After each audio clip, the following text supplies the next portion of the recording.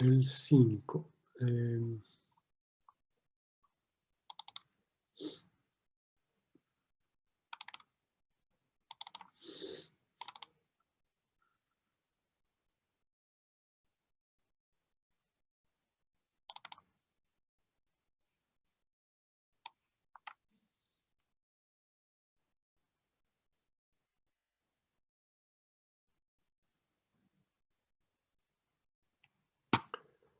A ver si tengo el mismo ejercicio.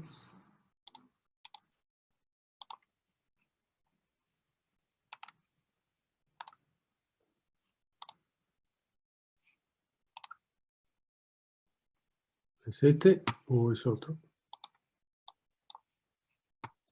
Sí, sí, ese. Se me complicó que la sección, si viste, el tubo está en vertical, entonces ahí como que se trasladan los esfuerzos, pero no sé cómo quedarían. No sé si está bien lo que estoy diciendo.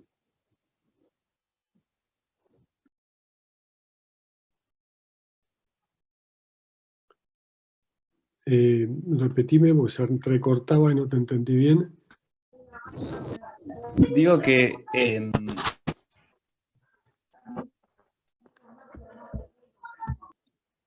la sección ahí es la que está vertical, ¿no? La que hay que Sí, calcular, la que hay que dimensionar.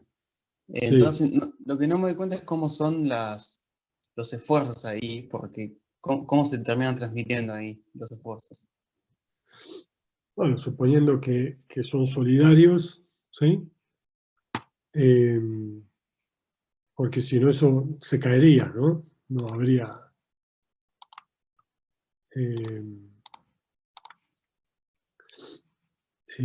acá vos estás transmitiendo, fíjate que a cualquier sección de la barra, determinados esfuerzos. ¿Cómo calcular los esfuerzos? Bueno, te fijas qué esfuerzos llegan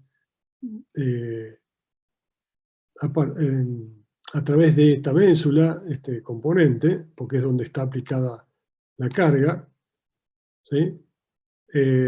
¿Cómo llega el esfuerzo? Bueno, te fijas, acá tenés un esfuerzo de corte, ¿sí? Por trasladar la carga hacia allá, ¿sí? Un esfuerzo positivo.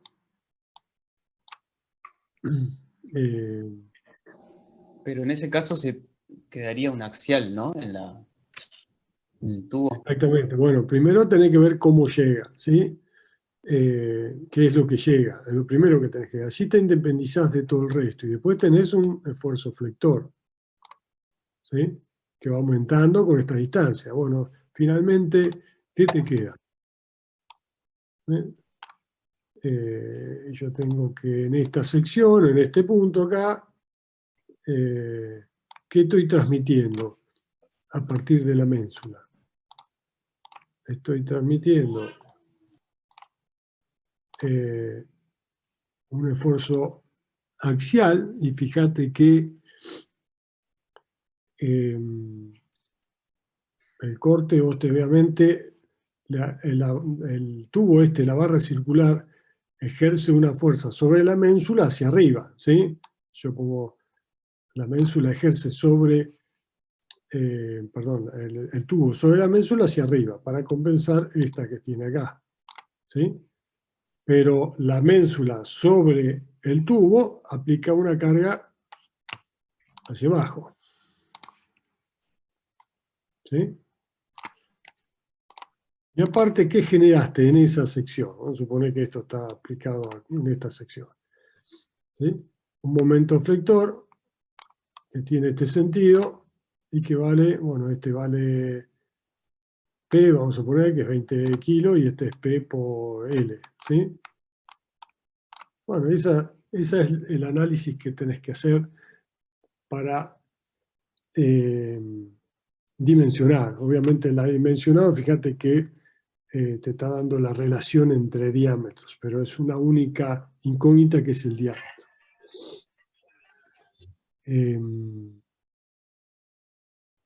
¿Y cómo quedarían los diagramas de tensiones ahí? Y bueno, ahí tenés una sección. Vos fíjate que esto es una cupla, así que dependiendo de dónde se transmite, suponete que esto está, si está ¿sí? Empotrado acá abajo, que sería lo razonable, vos tenés esto transmitido a lo largo de todo este tramo. ¿Sí? Tenés axial y tenés una cupla con un momento constante hacia abajo. Entonces cualquier sección es lo mismo. Bueno, tendrías que tomar una sección y analizar la distribución de tensiones debido a un axial y debido a un flector. ¿Sí? Porque este flector está alrededor del eje X, y yo perdón, el eje Z, si tomo el X acá y el Y para acá. ¿Sí? Esto es sencillo, ¿no?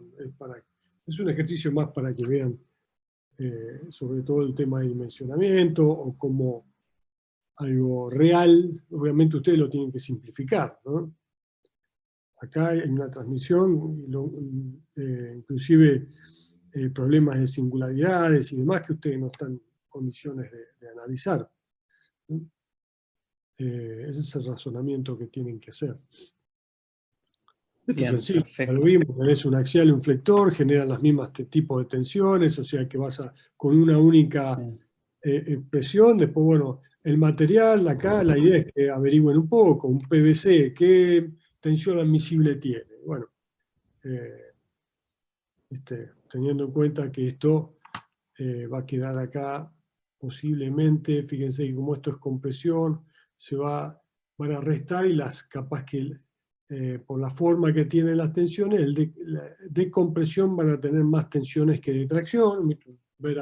Investiguen el PVC, a ver si tienen la misma tensión admisible o afluencia o límite en compresión que en tracción. Bueno, eso para que investiguen un poco, ¿no? Empiecen a familiarizarse con esto, ¿no? Y que aprendan a buscar los datos también. Hoy en internet tienen lo que ustedes pidan, de cualquier material tienen hojas de datos del fabricante con propiedades de todo tipo, ni hablar perfiles donde los proveedores también proveen ya las dimensiones, los momentos de inercia, y un sinnúmero de datos asociados a los perfiles. ¿Y acá no habría un corte que se genera por el contacto? O sea, ¿o es directamente el momento? Pero, ¿qué contacto? Ya, a ver, si empiezan a analizar contacto ahí, sí, obviamente, pero capaz que eso está soldado. Entonces el contacto o el esfuerzo se transmite a través de las soldaduras, pero eso ya lo van a ver, cómo diseñar una soldadura, cómo definir cuál es la carga crítica que puede transmitir. Esas cosas lo van a ver después. Ahora, olvídense de los problemas de singularidades, ¿sí? Acá es como si fuese, si yo la dibujo, como si fuese, si yo tengo que simplificar esto para que ustedes puedan aplicar lo que están haciendo, de esto tiene que pasar un modelito. ¿Y cómo es el modelito? Una barra así, una viga así y una así. O sea, es una barra quebrada, continua.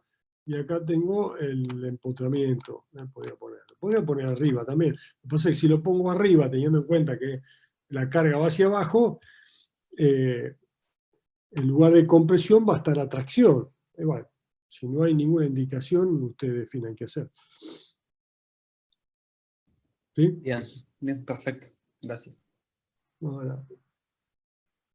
Recuerden que en los quiebres nosotros no analizamos, acá hay una singularidad tremenda.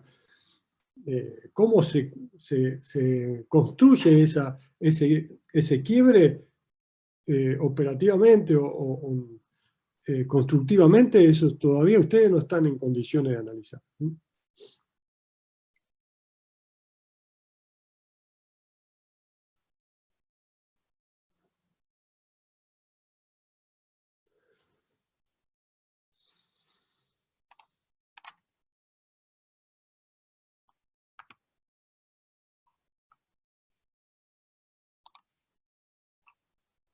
Profe, te puedo preguntar de esa misma guía, pero el ejercicio 2.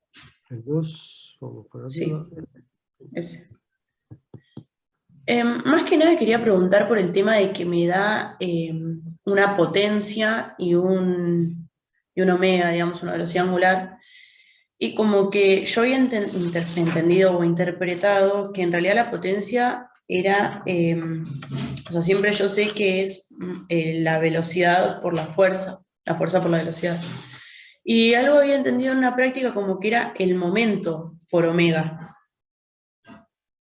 Pero si a mí ahí el momento como que en parte me lo dan porque es el torsor, no da lo mismo que si yo lo saco de ahí. Momento torsor. O sea, a mí ahí me dan un torque. ¿Dónde está el torque? Ah, el torque. Claro, me dan T igual a un valor. Sí, estará sacado de ahí mismo. Si tienen un torque, no se hagan problema por esto. Esto de poner, es para recordar esto, no es para que hagan el ejercicio, porque si tienen el torque, usen el valor del torque y listo. Claro. Es que por más que el sistema esté rotando, que es lo que pasa generalmente en ejes, ¿sí? Un cigüeñal, un eje que está transmitiendo un torsor, Sí. no está en equilibrio como solíamos plantear las cosas, ¿sí?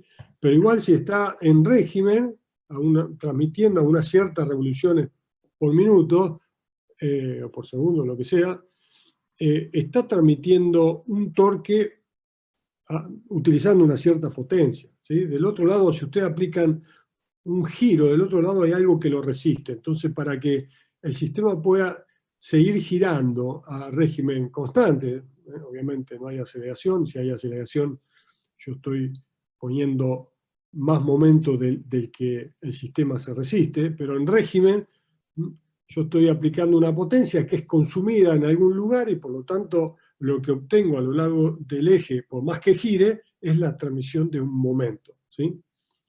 De un par. Fíjense que cuando hablan, por ejemplo, de potencias, a veces se hablan también del par transmitido, ¿sí? En un auto, una camioneta. Bien. O sea que yo si a mí en realidad ahí no me daban el valor de torque, saco que la potencia es igual a ese torque por la velocidad angular. Claro, algo así. Bien, ok. Pero bueno, ahí no lo uso entonces directamente. No, si tienen el torque. Claro. En la Y en el práctica, sí. estas cosas generalmente, sobre todo en los exámenes, la idea es que las cosas se evitan, pero estos ejercicios se agregan además cosas prácticas para Claro. que empiecen a visualizarlas, ¿no? Y no quede solamente problemas con liñitas o cosas simplificadas, ¿sí? Perfecto, sí. Y en el primero lo estaba resolviendo y me pide que escalone los diámetros del eje. El tema es que, o sea, lo único, no me da una relación entre las distintas partes del eje. Entonces, ¿qué hago?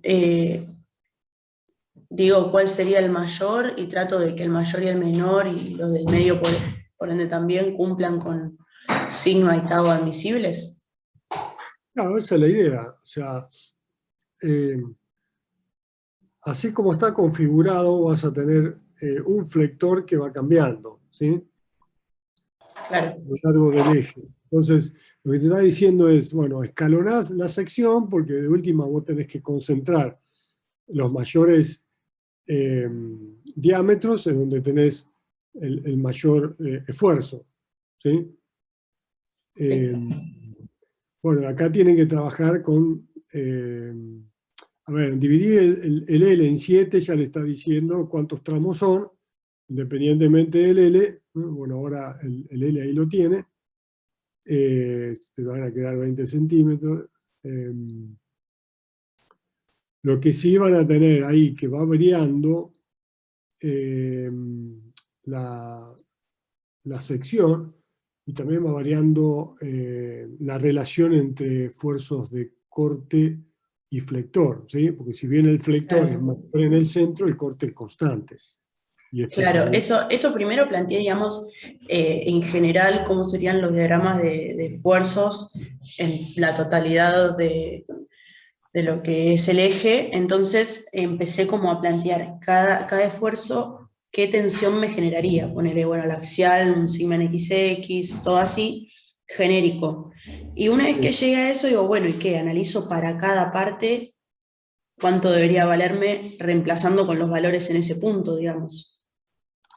Claro, porque, a ver, vamos a tratar de razonar. Lo que estaba diciendo, porque después es un planteo que saben hacer, pero claro, hay que hacerlo teniendo en cuenta las limitaciones. Sí, y después, con el caso de el esfuerzo de corte, ¿sí? Ustedes van a tener que esto es así, así, así. Entonces, para analizar y dimensionar, porque acá lo que tienen que sacar es el diámetro de cada tramo, ¿sí? Recuerden que esto es simétrico, entonces lo que tienen que definir son 4 diámetros, ¿sí? Claro. Porque lo que pasa de un lado pasa del otro. Entonces, acá lo que tienen que definir para dimensionar, sabiendo que la distribución de esfuerzos es esta, ¿sí? ¿Cuáles van a ser los valores que van a necesitar para hacer el dimensionamiento? El corte es siempre el mismo, independientemente del tramo que están analizando, ¿sí? Por ahí cambia el sentido, pero es el mismo. Como el flector genera tensiones normales, es indistinto, ¿sí? Y para el flector, ¿dónde me estoy ubicando? Yo pensaba poner, digamos, en la parte, digamos, donde tiene momento más grande de esa partecita. Por ejemplo, si uso el primer tramo chiquito, claro, bueno, en principio empezar planteando para el más grande donde está más solicitado. Pero después para cada partecita, para poder dimensionar, me fijaría la parte más solicitada de esa partecita, o sea, la parte que tiene más momento. Exacto, sí. Esta es la idea. De este tramo que está acá, es esta que está acá. Claro, exacto. Bueno, y así tienen que ir definiendo para este segundo tramo para el tercero y para el cuarto, fíjense que no el de los extremos, sino el mayor Claro, el que tiene central. este tramo. Bueno, eso Sí. es lo único que tienen que darse Genial. cuenta. Pues obviamente, fíjense que el planteo, como es siempre corte y flector, le va a dar siempre lo mismo. O sea, y para comparar van a tener un punto con corte máximo, donde el flector es 0 y el corte máximo, con corte puro, quiere decir, y otro con tensión máxima, o sea, una especie de estado uniaxial, ¿sí? Y cada uno va a tener tensiones máximas de corte y tensiones máximas normales. Entonces, bueno, trabajando con estos datos, define, utilizando las ecuaciones, cuál va a ser el D para cada tramo, ¿no? Eso Perfecto. Sí, pensaba hacerlo con el sigma admisible y después corroborar que se cumpla el tau. Sí, generalmente. Fíjate que ese es el razonamiento que hacen todos generalmente, pero con un tau tan pequeño, Sí, es verdad. inclusive te está limitando en el flector. Sí. ¿Sí? Sí, quizás deba analizar primero el flector y después meterlo en Después el otro. fíjate, pero Sí, yo les recomiendo siempre hacer todo de último a ver qué tan distinto es, ¿no? Porque dale. yo hago el círculo de Mohs del estado tensional de cualquiera de estos, independientemente, porque lo único que va a cambiar es cuánto vale acá sigma XX, ¿no? O sigma. Pero fíjense que si yo tengo este estado tensional, las otras dos son 0 acá, la máxima tensión de corte es siempre la mitad que esta. Esto es sigma XX sobre 2. Sigma XX que obtienen del M flector, MX, sobre 2. Entonces, si yo tengo un admisible de 200 para el normal y uno de 20 para el tangencial, claramente acá lo que va a definir es este que está acá, ¿sí? Porque es 10 veces más chico, no 2 veces más chico, ¿sí? Claro, por eso, por eso. Sí, no había mirado los valores.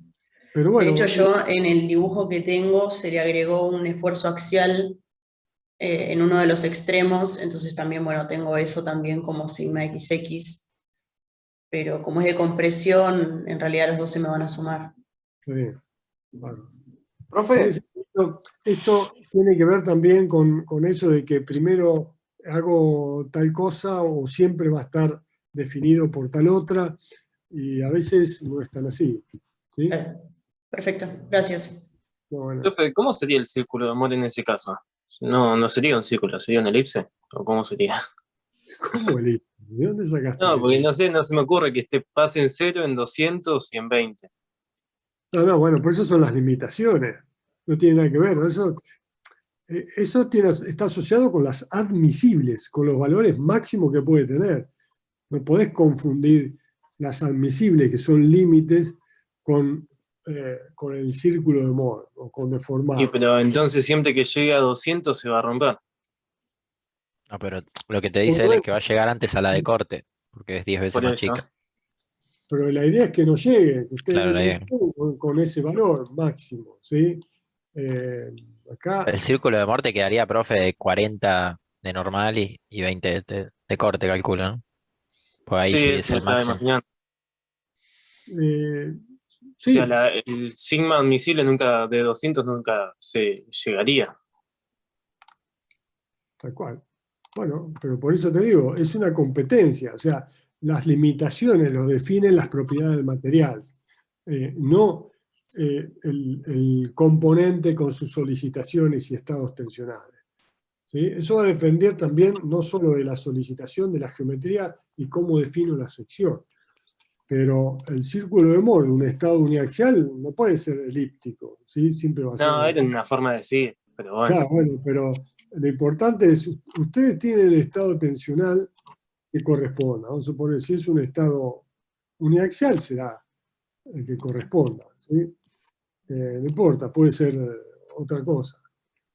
Puede ser corte puro. Si, por ejemplo, en uno yo tengo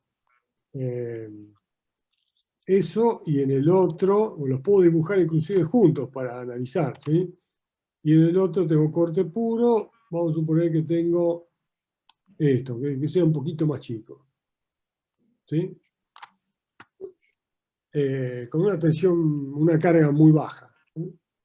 Pero bueno, si yo cargo P, los dos círculos, ¿sí? Va a estar asociado con la carga P que estoy utilizando. ¿Sí? Recuerden, si tengo una carga P aplicada acá, ¿sí? Es lo único que tengo. Entonces, y el L que tengo acá, obviamente, también me define los estados tensionales en una sección determinada, ¿sí? Porque tengo flector, ¿sí? Y tengo corte, y esto me define los estados tensionales de dos puntos distintos. Entonces yo tengo la sección, voy a tener, no sé si puedo dibujar, voy a tener el esfuerzo de corte y el momento flector, o al revés, ¿sí? Y por acá, ¿no? Una sección por acá. Eso me va a generar distribución de tensiones, el corte parabólico, ¿sí? Y el flector, una variación lineal con I. ¿Sí? Estos serían sigma XX, obviamente si tengo X acá y acá, ¿no? Recuerden siempre poner los ejes. ¿Sí? Y estos serían sigma en plano X en la dirección Y, debido al corte. ¿Sí? Esto debido al momento flector, en Z, y esto debido a Q sub I. ¿Sí? Bueno, si ustedes toman un punto acá y otro acá, perdón, y otro punto acá, vas a tener dos estados tensionales distintos. El círculo rojo define el estado tensional en este punto rojo, y vamos a poner con azul el otro, que es el punto, perdón, vamos a tener que cambiar el color. Pero bueno, azul, acá. ¿Sí? Este es el punto A y este es el punto B. En el punto A tenemos este círculo y en el punto B tenemos este otro. Recuerden que los círculos es un estado tensional del punto y me definen dónde están las máximas tensiones de corte, la máxima tensión normal, cuál es el estado hidrostático, el estado, ¿sí? Puedo sacar de ahí dónde están, en qué plano están las de corte máximo, las normales, máximas y demás, ¿sí? Si yo tomo tensiones admisibles, ¿qué estoy definiendo en este gráfico acá? El máximo valor que puede No, tomar el vale, que puede corte tomar. y la normal. Bueno, ¿y qué tipo de gráfico tengo que hacer? ¿Qué tipo de función?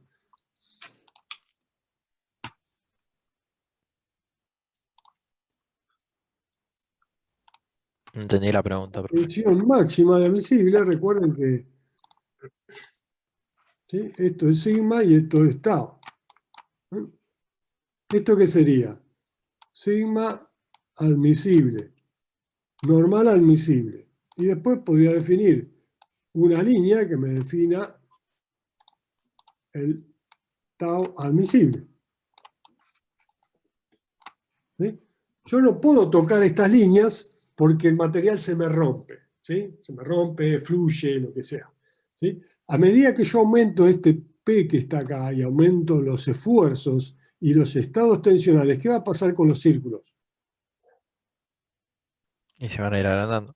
Se van a ir agrandando. ¿Sí? Y bueno, dependiendo cuánto vale la admisible esta, las dos admisibles, valores relativos, ¿dónde están estas líneas? Y cómo son los estados tensionales, o sea, dónde están ubicados los círculos que definen los estados tensionales, va a ser la limitación. ¿Sí? Si yo aumento, ¿sí? Así como está, vamos a suponer que esta es mucho más grande que esta tau, ¿sí? De hecho, 200 a 20 me va a dar este sigma admisible mucho más a la derecha, ¿sí? Si yo aumento la carga, lo que voy a hacer es aumentar, a ver si hago bien.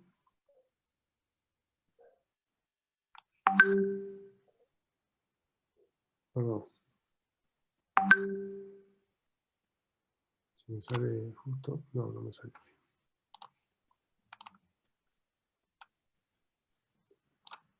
¿Sí? Fíjense que tengo el mismo círculo. Bueno, acá voy a correr la otra porque si no me quedan muy parecidas, ¿sí? Porque claramente recuerden que para un estado uniaxial tenemos que es dos veces el sigma máximo es dos veces la tau máxima.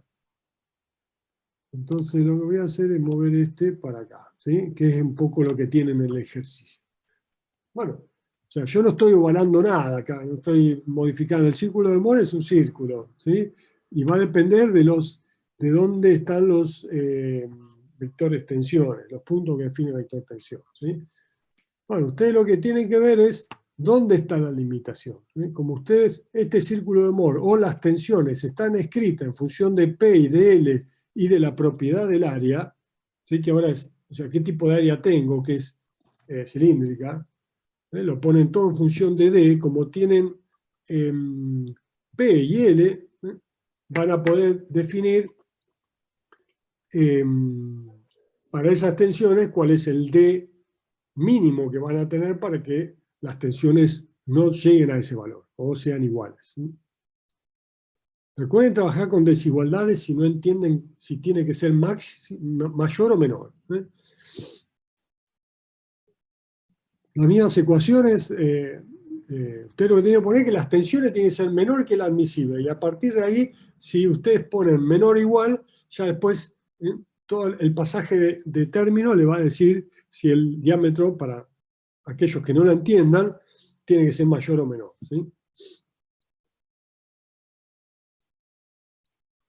¿Se entendió?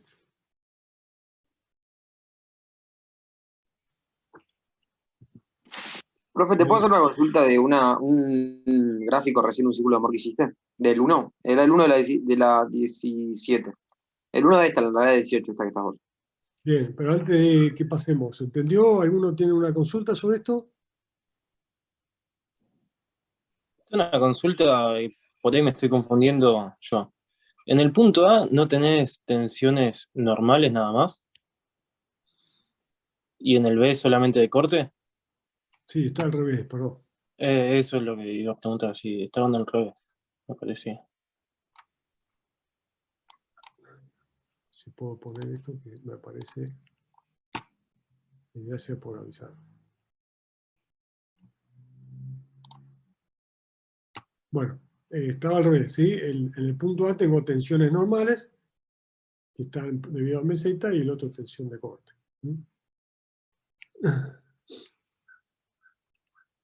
A ver que borro esto porque si no me va a quedar para las otras. ¿Sí?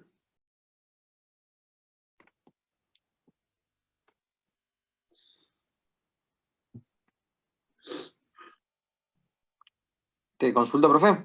Sí, sí, Ahora sí. dale. Vos en el, habías dicho como que para cualquier punto en este círculo, o sea, para cualquier punto de este ejercicio, el círculo de Mohr era algo, uy, espera que me quede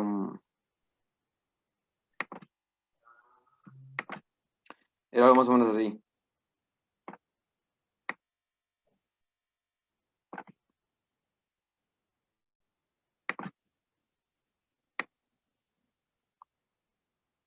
¿Puede ser? Eso es para un punto superficial donde las tensiones son máximas debido al Ah, claro, flector, ¿sí? claro, Y está bien. el corte son cero. Y cualquier punto intermedio donde haya tanto flector como corte, digo, tensión tangencial como corte, sería un poquito más acá.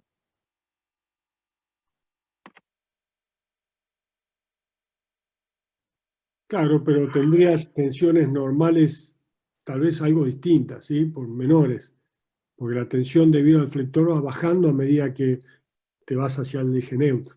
Claro, claro, Las está bien. tensiones de corte aparecen, pero las normales empiezan a bajar, ¿sí? Es una competencia y habría que ver qué tan eh, el aumento de uno con respecto al otro. Puede ser que las tensiones de corte te salten un montón porque es una sección hueca, ¿sí?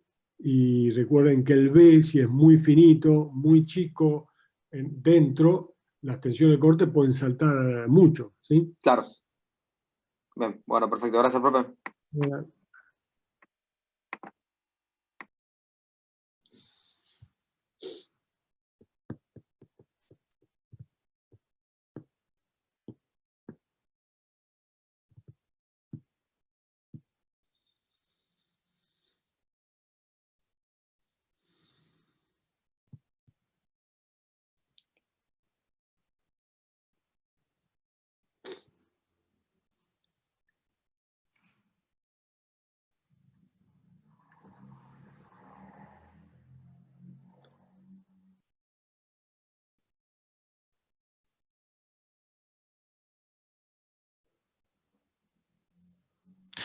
Profe, te hago una pregunta. Sí. Estuve analizando el ejercicio del parcial que estábamos viendo el otro día, del parcial número 1, que había que sacar eh, cuánta distancia se movía Q eh, respecto de, bueno, por las fuerzas y por el momento. Y no entiendo cómo calcular las condiciones de contorno. A ver, mostrarme. No, pero, no, está el punto ahí. O sea, y no entiendo eh, ¿En el mismo qué ejercicio? ¿Qué ejercicio era? es en el parcial número 1 en el Word. Parcial número 1. O sea, de los dos que hay del 3 el primero. Sí, aguantame que Dale, no hay problema. me meto en el campus, porque ese no lo tengo.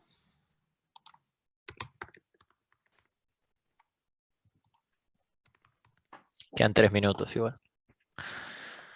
Ah, no importa, después me vuelvo a conectar una vez más.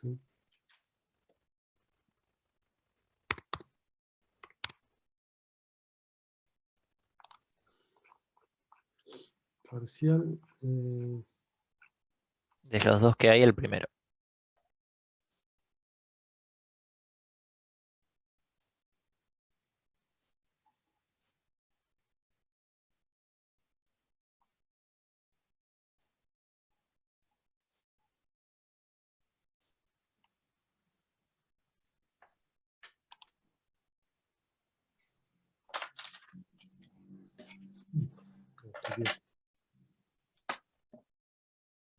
Otro.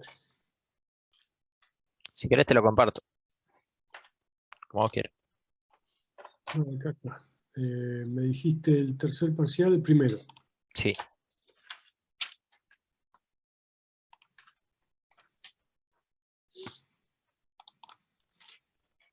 Bueno, ahí está.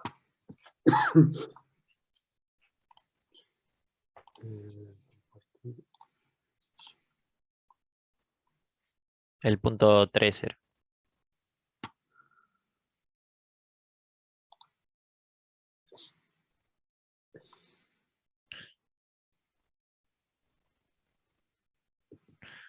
Que es la que hay que plantear la ecuación de la doble derivada de i es igual al momento de z sobre e por iz, y después le sumas el tramo axial, pero no entiendo cómo calcular las condiciones de contorno.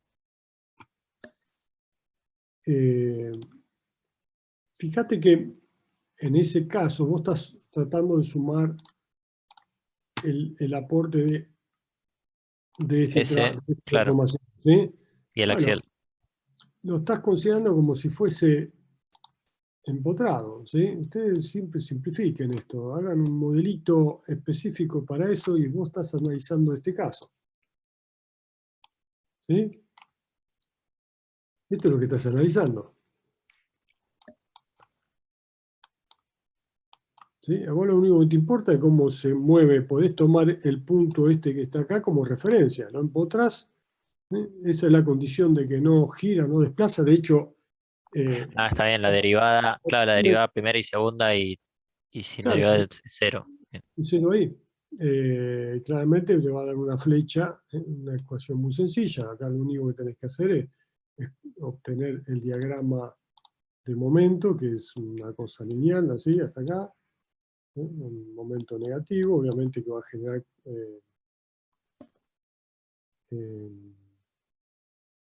curvatura hacia arriba.